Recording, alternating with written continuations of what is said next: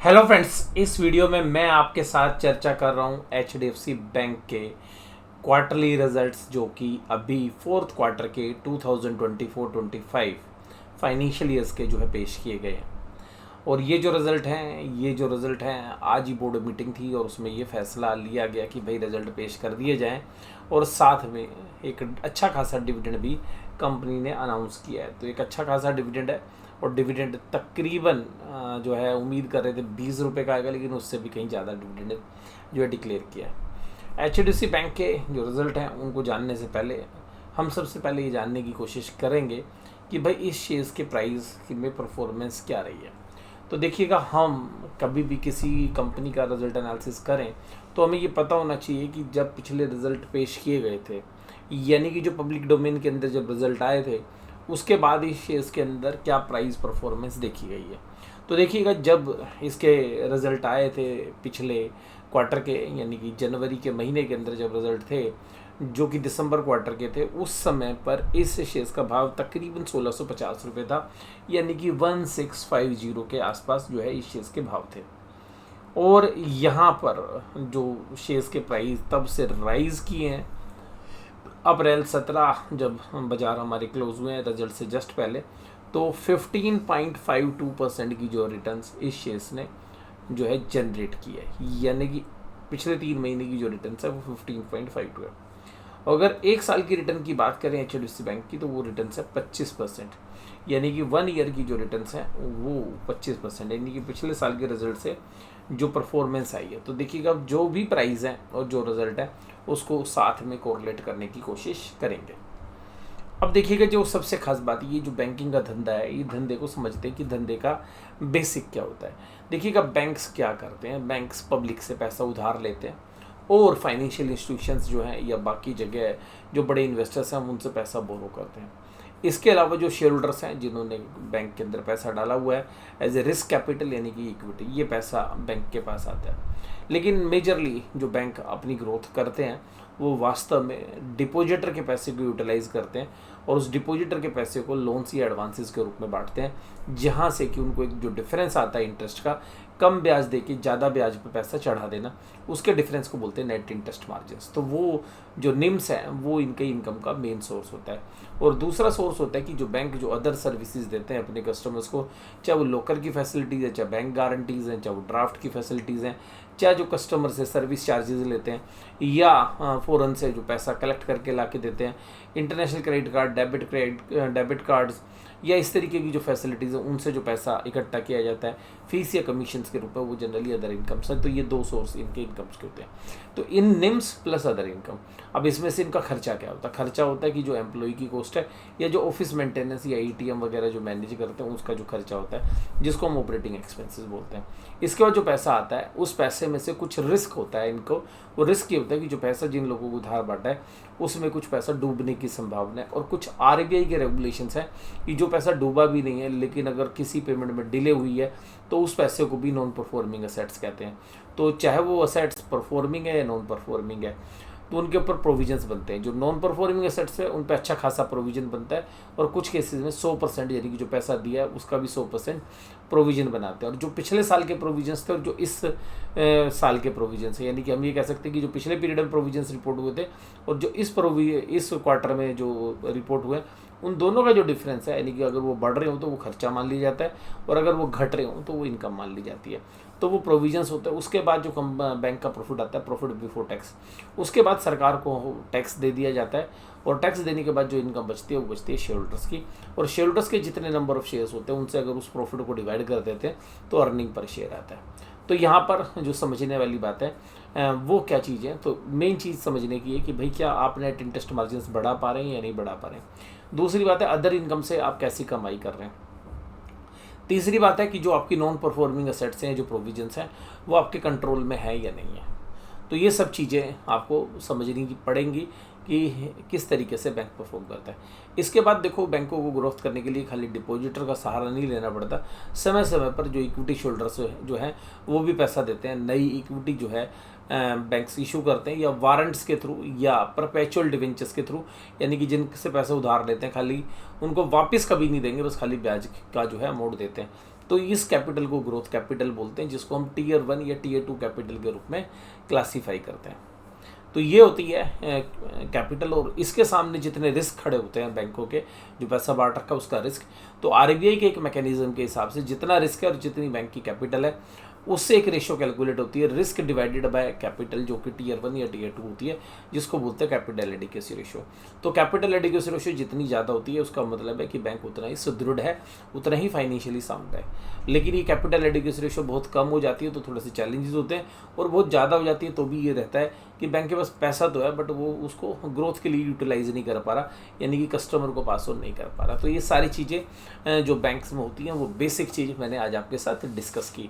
अब बात करते हैं रिजल्ट की। तो देखिएगा यहाँ पर जो रिजल्ट है वो हम क्वार्टर ऑन क्वार्टर बेसिस पर जो है जनरली एनालिसिस करते हैं, लेकिन फिर भी क्योंकि फाइनल जो रिज़ल्ट हैं पूरे साल के रिज़ल्ट भी हैं, तो भी हम थोड़ा सा रेफरेंस जो है पिछले साल से भी ले लेंगे, लेकिन ज़्यादा हमारा एनालिसिस होता है क्वार्टर बेसिस पे। तो देखिएगा इस क्वार्टर के अंदर बैंक की जो इंटरेस्ट अर्निंग्स है वो 1.92% बढ़ी है पिछले क्वार्टर के मुकाबले में, यानी कि तकरीबन 2% की ग्रोथ जो है ब्याज के रूप में अतिरिक्त पैसा इनको मिला है। तो ये जो पैसा 2% के आसपास मिला है ये कोई बहुत अच्छा तो नहीं माना जाता, लेकिन फिर भी हम कहेंगे कि ठीक है ग्रोथ तो हुई। उसके बाद देखते हैं कि जो अदर इनकम की फिगर है, जो फीस बेस्ड इनकम है, वो जो इनकम्स हैं वो 5% के रूप में बढ़ी है, यानी कि 11,453 करोड़ से बढ़कर 12,027 करोड़ हुई हैं। तो कुल मिलाकर जो टोटल इनकम्स हैं वो 87,460 करोड़ से बढ़कर 89,487 करोड़ हुई हैं। तो कंफर्टेबली है बहुत। देखिएगा ये जो HDFC बैंक है ये बहुत बड़ी मार्केट कैप, यानी कि हम ये कह सकते हैं कि 14,50,000 करोड़ से ऊपर की मार्केट कैपिटलाइजेशन है। 40,50,000 करोड़ से मार्केट कैपिटलाइजेशन इसकी बड़ी है, तो एक बड़ा हाथी है ये। अब बड़ा हाथी है तो बहुत तेज़ दौड़ लगाएगा नहीं, तो यहाँ पर एक स्टेबल जो है इन्होंने इनकम जो है ग्रो की है। तो 5% की ग्रोथ आपको अदर इनकम में मिली है, 1.92% की इंटरेस्ट अर्निंग्स में मिली है। और इसके अंदर भी जो इन्वेस्टमेंट की अर्निंग्स हैं, क्योंकि यहाँ पे जो बॉन्ड मार्केट है वहाँ पर भी एक अच्छी रिटर्न्स, क्योंकि इंटरेस्ट के रेट की वजह से भी एक अच्छी इनकम जो है इन्वेस्टमेंट के ऊपर मिली। दूसरी जो बॉन्ड्स वगैरह खरीदे हुए थे उनकी भी एक ट्रेजरी इनकम जो है यहाँ पर आई है। उसके बाद अगर हम बात करें कि इंटरेस्ट एक्सपेंसेस, तो इंटरेस्ट एक्सपेंसेस जो है इन्होंने कंट्रोल किए हैं और इंटरेस्ट के खर्चे बढ़ने नहीं दिए हैं। यही इस बैंक के अंदर इस बार के रिजल्ट में सबसे खास बात है कि ब्याज जो लिया है वो तो बढ़ गया, लेकिन जो ब्याज दिया है उसको नहीं बढ़ने दिया। तो इसका मतलब है कि जो 1.92% एक्स्ट्रा पैसा बैंक के पास आया है वो एक तरीके से प्रॉफिट के अंदर जो है गजब कर रहा है। लेकिन ऐसा नहीं है कि कोई बहुत बड़ी ग्रोथ है, बट हाँ इंटरेस्ट का जो बर्डन है जो एफडी के ऊपर है, तो वो जनरली कासा और जो करंट अकाउंट है उस पर तो इंटरेस्ट बहुत ही लोअर होते हैं, करंट अकाउंट में तो होता ही नहीं है, और एफडी में भी जो रेट्स हैं वो जो है कंट्रोलेबल है। तो ये जो चीज़ है यहाँ पर जिसकी बदौलत जो 1.92% है ये काफ़ी इंपॉर्टेंट हो गया, क्योंकि जो आपने इंटरेस्ट पे किया है, इंटरेस्ट एक्सपेंड किया, वहाँ पर कोई खर्चा आपका बढ़ा ही नहीं। लेकिन जो खर्चे हैं ऑपरेटिंग एक्सपेंसेस के, उसके अंदर तकरीबन 400 करोड़ की बढ़ोतरी हो गई, और वो 450 करोड़ के आसपास की बढ़ोतरी है, वो जो है 2.63% जो है एक्सपेंसेस पिछले क्वार्टर से बढ़कर आ गए। तो जिसकी वजह से थोड़ा सा जो प्रॉफिट आपने जो 5% इनकम जनरेट की और 1.92% जो आपने एक्स्ट्रा इंटरेस्ट कमाया, वो कहीं ना कहीं थोड़ा सा इन खर्चों में चला गया। तो जो 4-6 करोड़ के जो एक्सपेंसेस थे वो 4-951 करोड़ के हैं। तो तकरीबन 550 करोड़ के जो एक्स्ट्रा बर्डन आया वो जो है एक तरीके से प्रॉफिट को घटाता हुआ नजर आया, लेकिन कहीं उससे ज़्यादा प्रॉफिट्स बढ़ रहे हैं। तो फिर भी कुल मिलाकर जो इनकम बढ़ी है वो 550 करोड़ के आसपास थी, 1050 करोड़ के आसपास थी, और जो खर्चे वो 500 करोड़ के आसपास, तो तकरीबन 550 करोड़ 536 बन रहा है। वैसे 536 करोड़ के एक एडिशनल प्रॉफिट यहाँ पर जनरेट किया। अब बात आती है कि क्या एनपीए का प्रोविजंस तो नहीं बढ़ गए? हाँ, उसमें स्लाइटली तकरीबन 40 करोड़ के आसपास के प्रॉफिट जो खर्चे हैं वो बढ़ गए। तो कुल मिलाकर मोटा मोटी 500 करोड़ के आसपास जो है प्रॉफिट बढ़कर आ गया। तो खर्चे काटने के बाद भी, यानी कि जो प्रोविजंस हैं उनको बढ़ाने के बाद भी। तो अब यहाँ पर आपने समझना है, एक ऐसा बैंक जो 14,50,000 करोड़ की मार्केट कैपिटलाइजेशन को एंजॉय कर रहा है, उसने अपना इस साल में operating profit before tax 500 crore रुपए बढ़ा दिए, 1500 करोड़ रुपए बढ़ा दिए। तो क्योंकि दोनों का जो परसेंटेज है वो हमने कैलकुलेट नहीं कर पाए ठीक। हाँ, तो ये है 1500 करोड़ रुपए, तो 1500 करोड़ रुपए के आसपास जो है उन्होंने अपना प्रॉफिट बढ़ा दिया। तो तो जो 1500 करोड़ रुपए, 1 लाख जो 14,50,000 करोड़ की कैपिटल में जो इंटरेस्ट अर्निंग बढ़ी, जो नेट प्रॉफिट बढ़ा कुल मिलाकर, वो 1500 करोड़ बढ़ा एक क्वार्टर के अंदर। तो वो जो प्रॉफिट परसेंटेज है वो, उसको अगर आप पूरी मार्केट कैपिटलाइजेशन से कैलकुलेट करेंगे तो वो ऊँट के मुंह में जी रहा है, लेकिन फिर भी ग्रोथ है, नो डाउट। अब अगर यहाँ पे बात करें कि भाई ये जो प्रॉफिट से ये सब कुछ हो गए, उसमें टैक्स भी दे दिया, तो अब ईपीएस में क्या ग्रोथ आई? तो ईपीएस में ग्रोथ आई 5.18%। हालांकि प्रॉफिट में ग्रोथ थोड़ी सी ज़्यादा है, 6% से ज़्यादा है, लेकिन ईपीएस में ग्रोथ कम क्यों आई? क्योंकि देखिएगा जो इक्विटी शेयर कैपिटल है ना, वो साल दर साल बढ़ जाती है, क्योंकि ईसोप के रूप में जो है शेयर्स देने पड़ते हैं, और कुछ शेयर्स जो है कंपनी समय समय पर इशू करती रहती है, जिसकी वजह से ईपीएस के अंदर उतनी ग्रोथ नहीं आई जितनी की प्रॉफिट के अंदर ग्रोथ आई है। तो कुल मिलाकर 5% की ग्रोथ शेयर होल्डर्स को एक क्वार्टर में मिली है। और पिछले साल के मुकाबले में अगर हम कंपेयर करें कि जो 21.67 का जो प्रॉफिट था एक शेयर का, वो 22.93 हो गया। यानी कि कुल मिलाकर जो प्रॉफिट में ग्रोथ है पिछले साल की ईपीएस से, वो तकरीबन 6.5% के आसपास आई है। तो कोई बहुत बड़ी ग्रोथ जो है साल दर साल हमें देखने के लिए नहीं मिली है। तो ये मान के चलें हम कि भाई ठीक है, अगर हम एक 19-20 के आसपास की पी रेशो का शेयर ले रहे हैं और वो हमें केवल 6-6.5% की ग्रोथ दिखा रहा है, जितना हमारी जीडीपी की ग्रोथ है, तो अल्टीमेटली ये जो है बैंकिंग सेक्टर के अंदर बढ़ा आती होने की वजह से इसमें ग्रोथ थोड़ी सी कम है। और शेयर्स प्राइस अभी रिसेंटली जो है राइज़ की है, पिछले 4 दिनों में ही जो है शेयर्स के प्राइस में जो है बम्पर जो है रिटर्न्स दी है। तो अल्टीमेटली बाजार ने ये चीज़ पहले डिस्काउंट कर ली थी कि रिजल्ट अच्छे आएंगे, और मैं भी यही बात कह रहा था कि रिजल्ट तो ठीक आएंगे, बस हमें फोकस करना है कि एनपीए की समस्या क्या है, और वो स्पेशली रिटेल में। लेकिन रिटेल में तो जो है इन्होंने कंट्रोल कर लिया, लेकिन प्रॉब्लम कहाँ है ये वो मैं भी थोड़ी देर बाद आपके साथ बताता हूँ। अब देखिएगा जो एनपीए पिछले साल 1.24% थे, ग्रोस एनपीए यानी कि जितना भी लोन आपने बांट रखा है उसका 1.24% पिछले साल डाउट में था, लेकिन जो दिसंबर वाला क्वार्टर उसमें 1.42% था, और अभी वो घटकर हो गया 1.33। पिछले साल से कंपेयर करेंगे तो एनपीए बढ़ गई हैं, पिछले क्वार्टर से कंपेयर करेंगे तो घट गई हैं। तो ये जो पिछले साल के मुकाबले में चाहे ग्रोस एनपीए चाहे नेट एनपीए, नेट एनपीए का मतलब है कि जो प्रोविजंस हैं, जो ग्रोस एडवांसेस हैं, उनसे अगर हम ये प्रोविजंस निकालें ग्रोस एनपीए, और नेट एनपीए का मतलब है कि प्रोविजंस के बाद जो एनपीए बचती है वो कितना परसेंट है, तो वो बिलो 1% है, तो ये एक बेहतरी मानी जाती है। तो हालांकि एनपीए पिछले क्वार्टर से इम्प्रूव हो के आई है। अब बात करते हैं कि नेटवर्थ क्या है। नेटवर्थ तकरीबन 4,90,000 करोड़ है, यानी कि 4,90,000 करोड़, और तकरीबन 14,50,000 से ऊपर जो है इसकी मार्केट कैप है। तो तकरीबन 3 टाइम्स प्राइस टू बुक ये शेयर कर रहा है। यानी कि अगर आप नेटवर्थ जो है इससे अगर कंपनी के मार्केट कैपिटलाइजेशन को डिवाइड कर देंगे तो आपको प्राइस टू बुक वैल्यू मिल जाएगी। हालांकि और भी तरीके हैं, बट मैं आपको पूरा कंपनी के बेस पे निकाल रहा हूँ। यानी कि जो कंपनी की पूरी मार्केट कैप है उसको अगर आप नेटवर्थ से डिवाइड कर देंगे तो कंपनी की या इस बैंक की प्राइस टू बुक वैल्यू आ जाएगी। तो प्राइस टू बुक वैल्यू 3 के आसपास है, और अगर 3 की प्राइस टू बुक वैल्यू है तो हम ये मान के चलते हैं कि रिटर्न ऑन एसेट्स भी 3% होनी चाहिए ईयरली बेसिस पे। तो ईयरली बेसिस पे वो है तकरीबन 1.96%।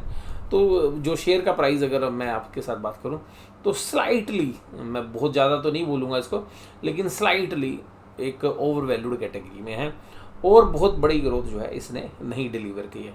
और यहाँ पर अगर हम बात करें कि जो सेगमेंट है वहाँ पर किस तरीके का काम हुआ, तो देखिएगा इस बार जो हम बात करें ट्रेजरी की, तो पिछले साल के मुकाबले में ट्रेजरी में प्रॉफिट ख़त्म हो गए, क्योंकि तब तक तो ये अपने पास रख रहे थे, पैसा बांट नहीं रहे थे, रिस्क था।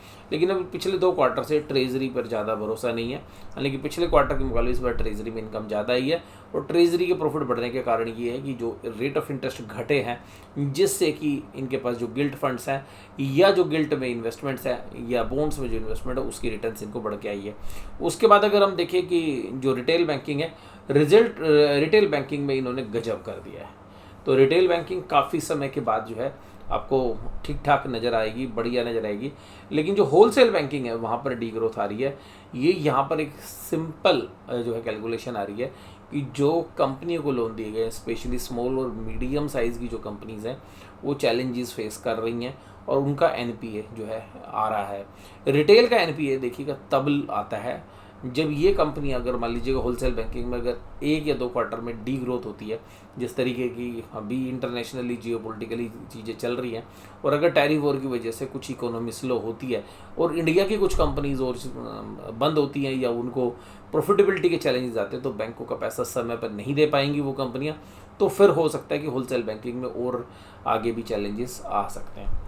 उसके बाद अगर हम बात करें कि कंसोलिडेटेड बेसिस पर क्या ईपीएस बनती है, तो कंसोलिडेटेड बेसिस पर कंपनी की 24.92 ईपीएस बनती है और पूरे साल का 92.32।